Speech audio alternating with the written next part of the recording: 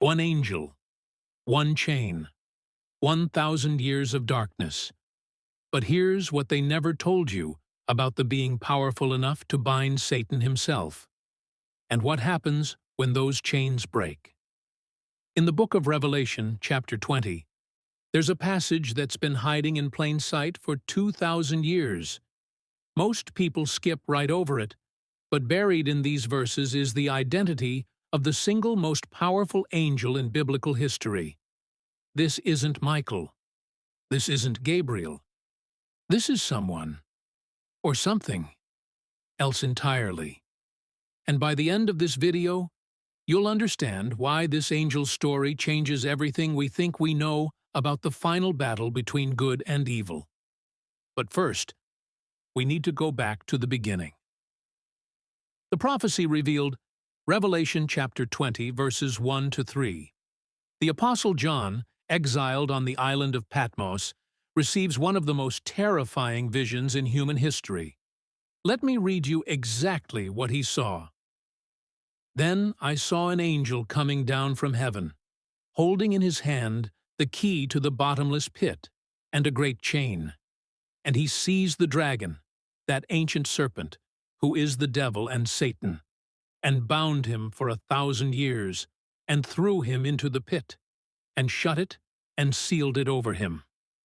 Did you catch that? Not a legion of angels, not an army from heaven. One angel. One being powerful enough to capture, chain, and imprison the Prince of Darkness himself. But here's where it gets interesting.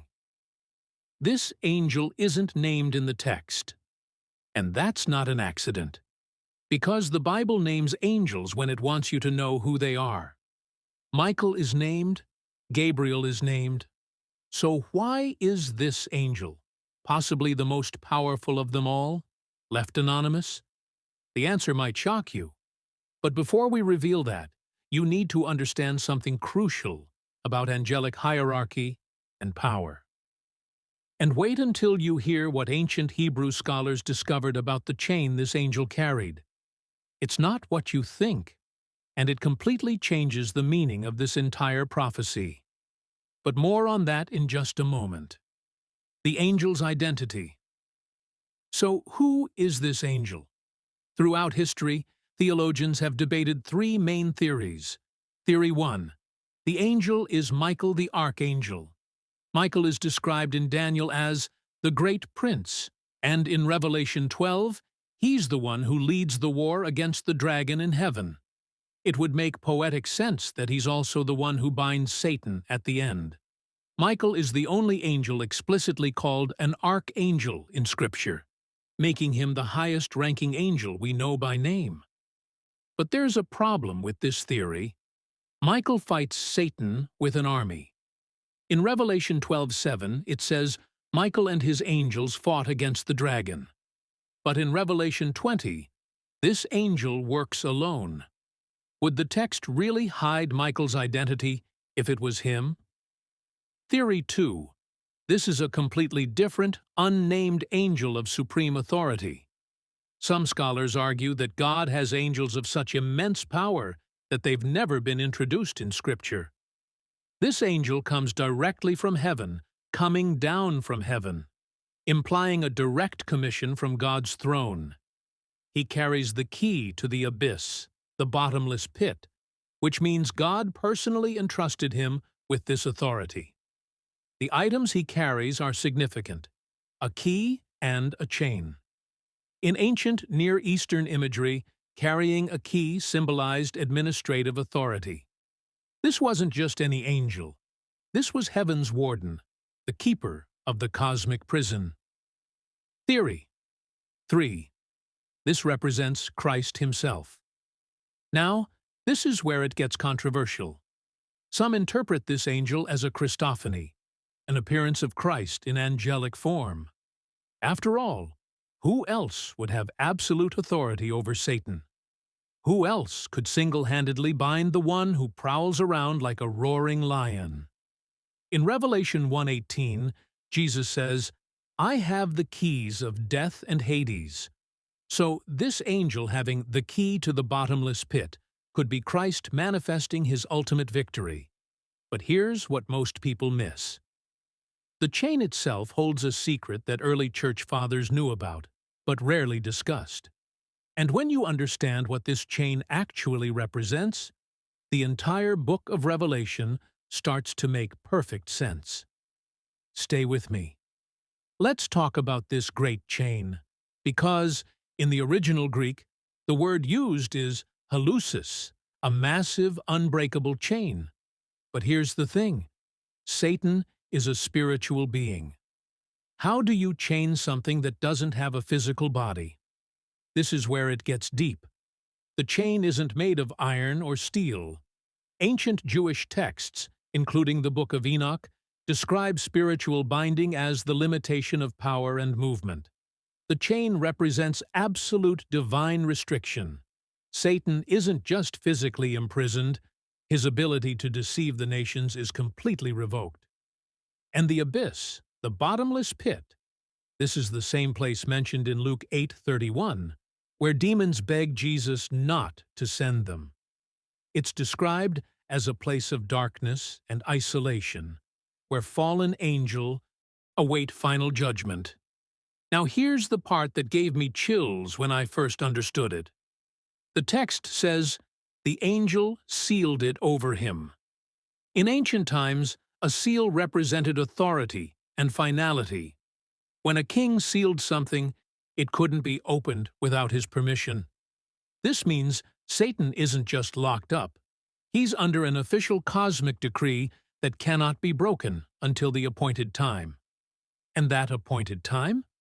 It's exactly 1,000 years. But why 1,000 years? Why not forever?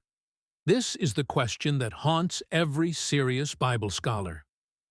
What happens during those 1,000 years will blow your mind. And what happens after, when Satan is released, is even more terrifying. But it reveals God's ultimate plan that's been in motion since the Garden of Eden. The Millennium and Satan's release. During the 1,000 years, known as the Millennium, Revelation describes a time of unprecedented peace. Christ rules on earth. The saints reign with him. There's no war, no deception, no temptation from the enemy of our souls. But then verse 3 drops this bombshell. After that, he must be released for a little while. Must be released? Why would God release Satan after locking him up? Here's the profound truth. The millennium isn't just about peace. It's the ultimate proof of human nature. Even after 1,000 years of perfect rule under Christ, when Satan is released, Revelation 28 says, he'll deceive the nations again, and they'll gather for battle like the sand of the sea. Think about that. 1,000 years without Satan's influence. 1,000 years of perfection. And yet, the moment he's freed, humanity follows him again. This reveals something devastating about the human heart. The problem isn't just external temptation. There's something broken within us that even perfect conditions can't fix. We need transformation, not just better circumstances. But Satan's freedom is short-lived. Verse 10 says, he's thrown into the lake of fire, where he'll be tormented forever. The angel's job is done. The chain has served its purpose, and evil is finally, permanently defeated. Now, here's why this matters to you right now, today. Modern application. This isn't just ancient prophecy. This story reveals 3 critical truths for your life. First, no matter how powerful evil seems, it's already defeated. That angel came down with authority, and Satan had no choice but to submit. The same authority that binds Satan is available to you through Christ. Your struggles, your addictions, your fears, they're not stronger than the power that chains the devil himself. Second, there's coming a day of perfect peace. If you're exhausted from the spiritual battles of this life, Revelation 20 promises a time when the war is over. Keep fighting. Keep believing. The millennium isn't a myth. It's your future. Third, the real battle is in your heart. You can't blame all your problems on Satan. Even without him, humanity chooses rebellion. You need a changed heart, not just changed circumstances. And that transformation only comes through surrender to Christ. The angel who bound Satan demonstrates that God has everything under control. The chaos you see isn't chaos to him. It's prophecy unfolding exactly on schedule. If this video opened your eyes to something you've never seen before in Revelation, do me a favor. Hit that like button and drop a comment telling me what surprised you most. Was it the angel's identity?